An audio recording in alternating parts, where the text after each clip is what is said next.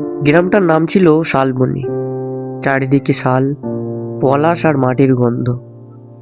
ভোরে মোরগ ডাকে সকাল হতো, আর সন্ধ্যায় শাঁখ বাজার শব্দে দিন শেষ হয়। এই গ্রামেই জন্মেছিল ছেলেটা, নাম অনিমেষ। সবাই অনি বলে ডাকতো। জন্মের সময় সবাই ভেবেছিল আর 5টা শিশুর মতোই সে।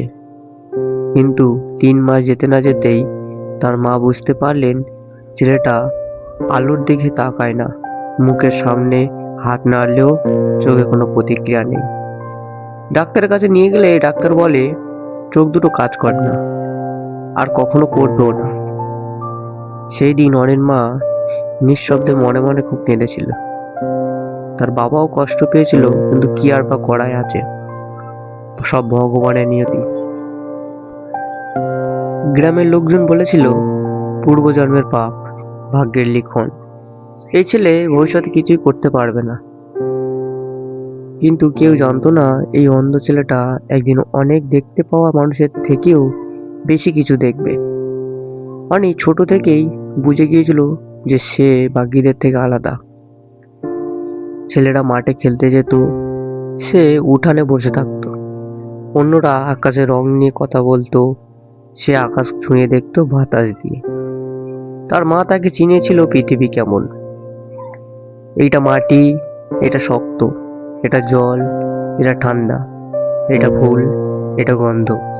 এইভাবে অনি শিখেছিল চোখ ছাড়া বাঁচতে।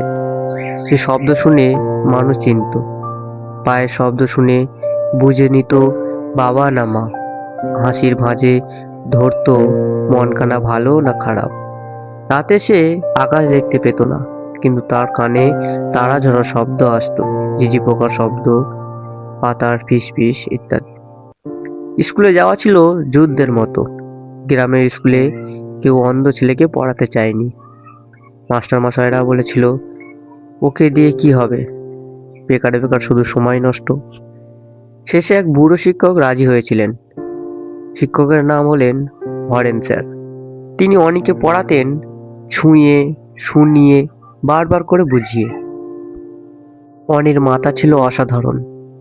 যা একবার শুনতো কোনোদিনও ভুলতো না।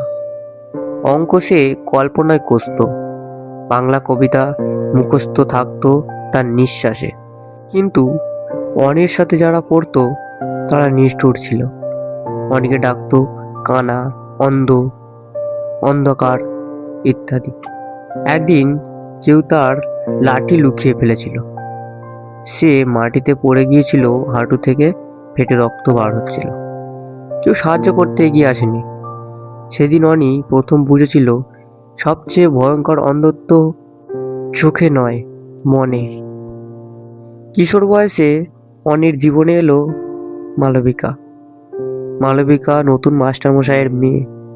সে প্রথম দিন অনির পাশে বসেছিল। সে তাকে অন্ধ বলে ডাকেনি, বলেছিল তোমার কণ্ঠটা খুব সুন্দর। অনি প্রথমবার লজ্জা পেয়েছিল। মালবিকা তার জন্য বই পড়ে শোনাতো, চিঠি লিখে দিত। সে আকাশে রং বোঝাতো শব্দ দিয়ে। নীল মানে শান্ত, লাল মানে আগুনের মতো। অনি মালবিকার প্রেমে পড়েছিল, কিন্তু সে জানতো এই প্রেম অসম্ভব। একদিন সে বলেছিল আমি তোমাকে কোনোদিন দেখতে পাবো না। মালবিকা হেসে বলেছিল আমি তোমাকে দেখাতে চাই না, আমি চাই তুমি আমাকে বুঝো। কিন্তু পৃথিবী এত সহজ নয়। মালবিকার পরিবার শহরে চলে গেল। বিদায়ের দিন সে অনির হাতে একটা চিঠি দিয়েছিল, বলেছিল নিজেকে হারিয়ে ফেলো না। চিঠিতে লেখা ছিল তুমি অন্ধ নও, তুমি শুধু অন্যভাবে দেখো। অনি বহু বছর সেই চিঠি বুকের কাছে রেখেছিল। একদিন বর্ষার রাতে অনির বাবা মারা গেলেন। ঘরে তখন দারিদ্র, তার মা অসুস্থ। অনি পড়াশোনা ছেড়ে কাজ খুঁজতে বেরোলো। কেউ অন্ধ ছেলেকে কাজ দিতে চায় না। সে গানের দল বেঁধেছিল, হারমোনিয়াম বাজিয়ে গান গাইতো। রাস্তায় বসে ভিক্ষা নয়, গান করত। লোকেরা থামতো, কেউ চলে যেত, কেউ হাততালি দিত, কেউ খুশি হতো, কেউ খুশি হয়ে কিছু টাকাও দিত, কেউ কান্নাও করতো। অনির গলায় ছিল যন্ত্রণা আর আশার মিশেল। একদিন এক শহরের অনুষ্ঠানে গান গাইতে গিয়ে একজন সমাজকর্মী তার গান শুনে থমকে গিয়েছিল। তিনি অনির সঙ্গে যোগাযোগ করে তাকে নিয়ে গেল শহরে। অন্ধদের স্কুলে ভর্তি করালেন। ব্রেইল শিখল অনি। সে আবার স্বপ্ন দেখতে শুরু করলো, চোখ ছাড়া। বছর কেটে গেল। অনি আজ একজন শিক্ষক, অন্ধ শিশুদের পড়ায়।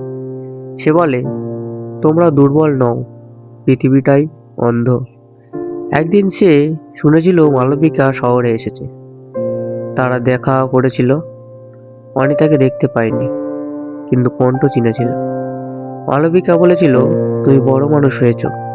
অনি হেসে বলেছিল, আমি আগেও ছিলাম, তখন কেউ দেখেনি। রাতে অনি ছাদে দাঁড়িয়ে থাকে। তার চোখে আলো নেই, কিন্তু তার জীবনে অন্ধকারও নেই। সে জানে, যে মানুষ চোখ দিয়ে দেখে না, সে হৃদয় দিয়ে পৃথিবীকে আলোকিত করতে পারে। বন্ধুরা, এই ছোট্ট গল্পটা তোমাদের কেমন লেগেছে আমাকে কমেন্টে জানাবে। আর আমার চ্যানেলে যদি নতুন এসে থাকো, প্লিজ চ্যানেলটাকে সাবস্ক্রাইব করে দিও। তো আজকের মতো এই ছোট্ট গল্প শুনিয়ে আমি বিদায় নিলাম। দেখা হচ্ছে পরবর্তী আরও একটা গল্পতে, আরও একটা ইন্টারেস্টিং গল্পে।